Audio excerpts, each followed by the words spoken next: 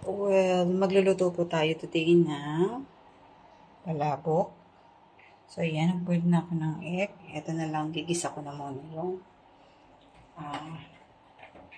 ating bawang tsaka yung shrimp.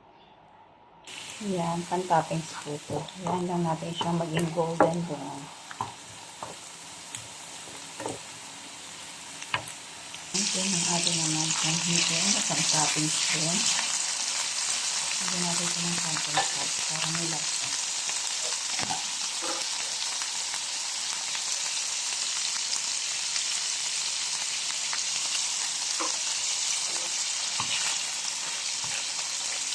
At ito yung ating garlic.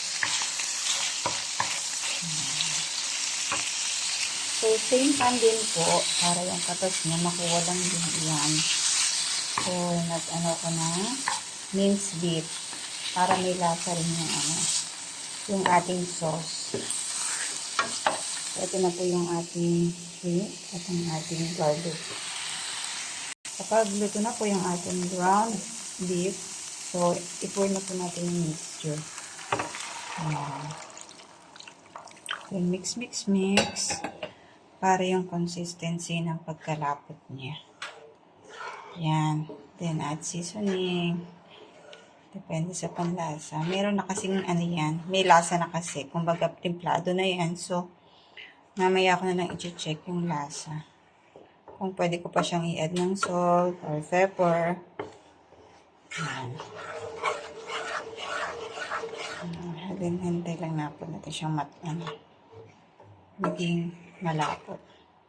Actually, kaya ko naman gumawa ng sauce. Kaso wala akong nakitang anato. So, ito tuloy yung nabili ko. Sabi ko, para madali na rin. Kasi konti lang naman niluluto ko.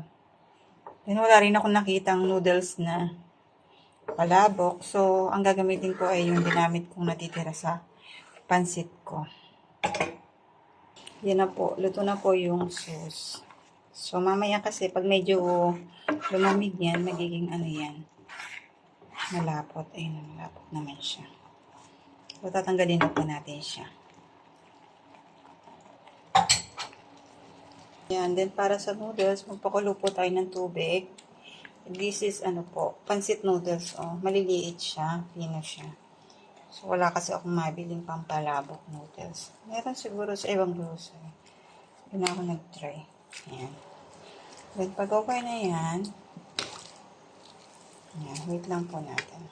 Then, strain na po natin siya pagtapos. Luto na po. Ayoko ma-overcook. Yan. Kasi pwede pa siyang iinit mamaya. Kaya, lalagyan na natin siya na nilid ko siyang konti. Hindi siya masyado. Yan. Yan.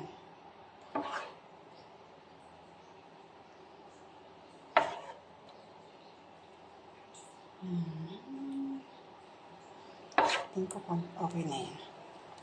Yan po. May ingredients natin na. So, ayan. So, isa nating lalagay. Gusto ko muna lagyan siya ng garlic. Ayan. Gusto ko maraming garlic. Ayan. Sa garlic. Ayan. Lagyan natin siya ng ayan. Shrimp.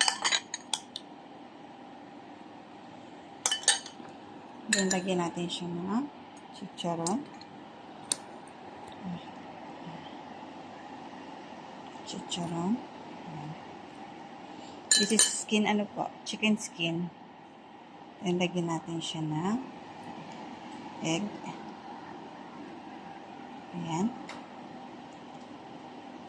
Ayan.